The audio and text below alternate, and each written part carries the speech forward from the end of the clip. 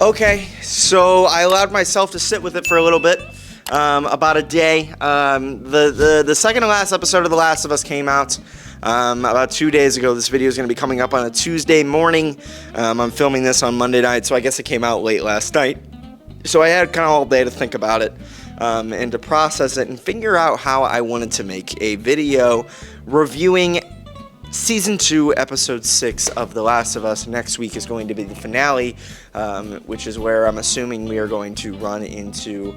I mean, it seems like we're kind of going... that's a lot that we're going to run in and we're going to go kill Mel and Owen that fast. But hey, it appears that's what's going to happen here. And then I guess the season is going to end with the cliffhanger of Abby killing Jesse and the incident in the theater. And then season 3 will be all about Abby's adventures in Seattle, which is dumb. So, where do I start?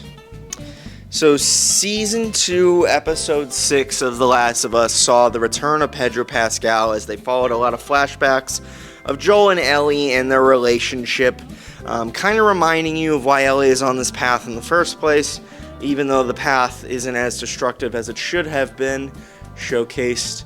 And it brings back Pedro Pascal and shows their years in Jackson, pretty much skipping every year to Ellie's birthday, one after another, as she grows older and more resentful and trying to figure out what's going on with Joel and the incident in Salt Lake.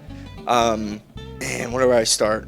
So the episode starts off with something very interesting, and it was a flashback to when Joel and Tommy were kids dealing with their dad and how their dad hit them, and his dad, by the way, great actor. I can't remember his name who plays Joel's dad in the scene, but he was in Better Call Saul. Unreal actor. And a great choice to play this character, and a great acting performance where Joel's dad told a story about how his dad broke his jaw when he was a kid, and he knows that he hits Joel and Tommy, but he's trying to do a little bit better than his dad did. And leaves Joel saying, maybe one day when you have your own, you'll do a little bit better than I did. And it's a really good scene that jumps into Ellie's 15th birthday. And before I want to go any further, I know that I have shit on The Last of Us Part 2 a lot. And I know that I've shit on The Last of Us Season 2 a little bit, while I've also applauded The Last of Us Season 2 for some of the things that it has done. But what I will say, the writing and directing of this episode by Naughty Dog's very own Neil Druckmann is really, really well done. So before I want to do anything, I want to take a step back and applaud that. Because it is, as much as I shit on Neil Druckmann, this is shot really well, and it's written very well, so credit where credit is due. It cuts to Joel on Ellie's 15th birthday smuggling some Legos for Seth, so Seth will make a birthday cake for Ellie on her birthday, tying back into when Sarah wanted Joel to get a birthday cake for his birthday, and he forgot to do it, so now every year he's getting Ellie a birthday cake. That's pretty awesome. He also cuts to him building the guitar, so a little different than the game. Instead of finding the guitar, Joel refurbishes the guitar and draws the moth on it and saws the moth bone into it, so that is really cool. Tommy brings in Ellie, who had just recently burned her arm, and she's on a bunch of pain meds because she wanted to be able to wear short sleeves again, and she burned her arm on the on something. I can't remember what she said, like a skill, maybe a cast iron skillet or a boiler or something along the lines, but burning the bite mark on her arm, so that's cool. Then they go into the scene of Joel singing "If I Were Ever to Lose You." I would surely lose myself. This is a great scene. And then it cuts to Ellie's 16th birthday, where they're walking through the woods and they're conversating. They're having a great dynamic, and it goes through the whole scene in the museum. Pretty much shot for shot from the game, all shot beautifully, all shot great. The scene when they're in the space shuttle, Pedro Pascal's single tear, watching his daughter be happy. He's crying that his daughter is happy. That's fantastic. All of that's shot very well. It's also the last scene that Pedro Pascal shot, so that's great. Then you cut even further to Ellie's 17th birthday, where Joel brings home a birthday cake and walks in on Ellie having sex and smoking pot with her tattoo artist or her girlfriend at the time. Joel saying all the teenage shit at once, huh? You're getting tattoos, you're smoking, and you're experimenting with girls now. Ellie says it's not an experiment. So this is Joel's first time finding out Ellie is gay, which I actually didn't think about in the game, because we find out that Ellie is gay from her relationship with Riley in the DLC, and Joel, it's an interesting kind of thing of figuring out how he would deal with that. And we always knew that he was accepting of it, but like we never really got to see in the game how he found out. So I mean, all we got was like the porch scene where he talks about Dina. So this was kind of interesting. And then Ellie saying it's fucking not an experiment. So that's him figuring out that but he's pissed off. He just walked in his house and found a teenage girl, his teenage daughter, having sex with somebody. Being protective of his daughter. Ellie decides that she wants to move into the garage, so she's moving the mattress.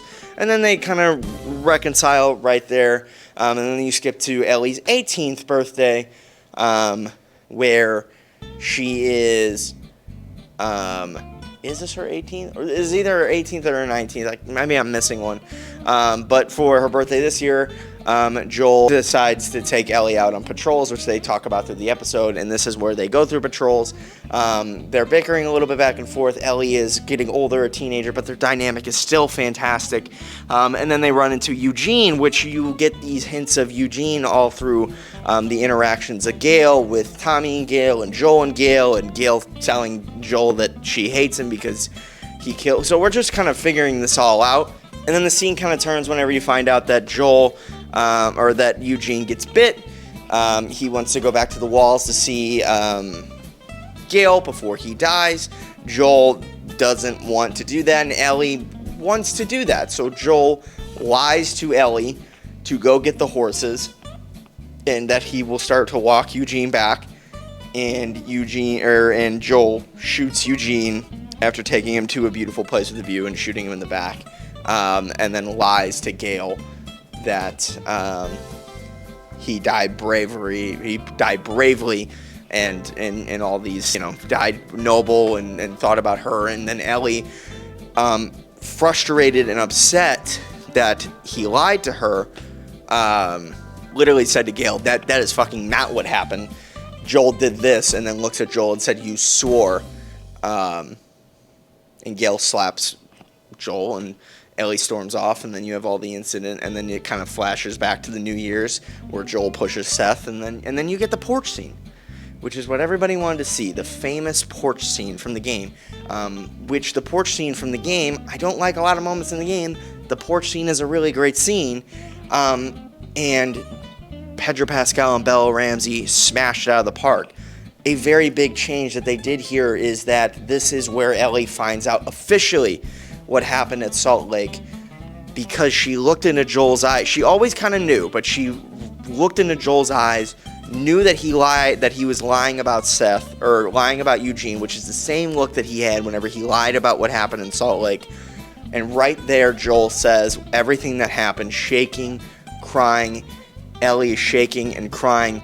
It's a little different performance. In the game, Troy Baker's performance of Joel saying, if God gave me a second chance in that moment, I would do it all over again. In the show, it's a lot more emotional, which Pedro Pascal's portrayal of Joel is a little more emotional, a little more broken, instead of stoic, that Troy Baker's performance is. Both are good, both are different sides of the same coin. But Ellie finds out officially what happens in Salt Lake, and Joel finally saying, for the first time we ever hear Joel say to Ellie, I love you in more ways that you will ever understand. That's why I did it. And maybe when you have a kid of your own someday, maybe you'll do it a little better than I did. That is really, really, really great writing. And I was really impressed by the porch scene. And And I have to say that this is probably my favorite episode of the season. But there's complications here.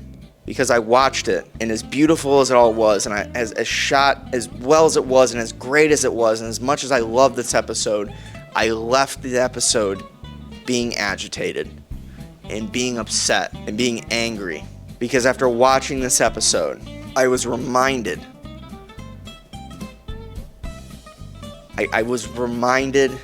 that this is what it was all about. The Last of Us is the relationship between Joel and Ellie. In the game, the best moments were the moments in the flashbacks between Joel and Ellie, because that's the story we wanted. In the show, the best episodes so far are the moments between Joel and Ellie. It's their relationship, their dynamic, their history of the past and moving forward.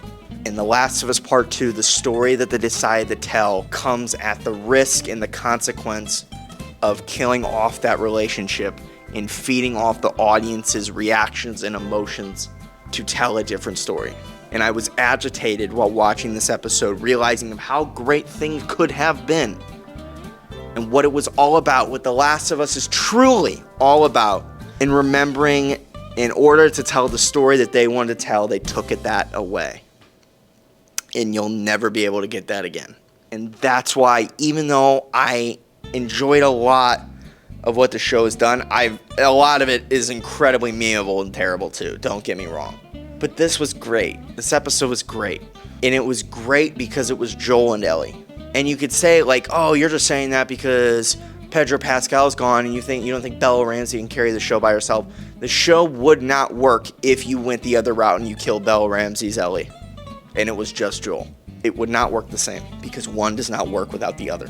The Last of Us, what makes The Last of Us special, this episode genuinely reminded me of it and just painted it, it reinforced, I knew it the entire time, but it reinforced it, is that The Last of Us, what makes it special is the relationship between Joel and Ellie.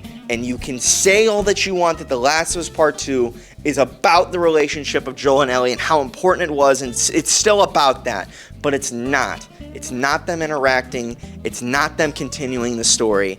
And maybe you can say that their story ran out, but that's just not true. There was more to do there. And Joel should have died. 100%. He cannot live his life without the consequences. But they should have had another adventure, and he should have died at the end of that adventure, and his consequences should have been pushing Ellie into the path of revenge and then dying by bringing her back, which is the same way that she did for him. It was fucking right there. And that is why this story, even though I think the show is doing some things better, it's unfixable. It's broken. And as beautiful as this episode was, and as fantastic as this episode was shot, we're going to go into episode 7, back into the story that nobody asked for and nobody wanted. And that's fine. Like, you can look at it and you can go, it's not our story, it's Neil Druckmann's story, it's Neil Druckmann's characters. Whenever you are creating a sequel, the sequel's goals are to expand on what made the first installment so special, and that is the relationship between Joel and Ellie, and that is all fucking gone because you stabbed him in the neck with a golf club in episode 2. And if you think that the audience is all leaving, because they are, there is a drastic drop-off in ratings and audience. And if you think that's all because the actor of Pedro Pascal has left the show, you are wrong. They are all leaving the show because the show is not what it was, because it has not continued to be the groundwork, the framework, the house that you were trying to build, the foundation of it was swept away whenever you beat him to death with a fucking golf club. And I'm on here raging and agitated about it again because this episode was as good as it was. So yeah. That's my review of Season 2, Episode 6. I'll see you next week with Episode 7, and I don't care. Peace, love, adios. Bye-bye.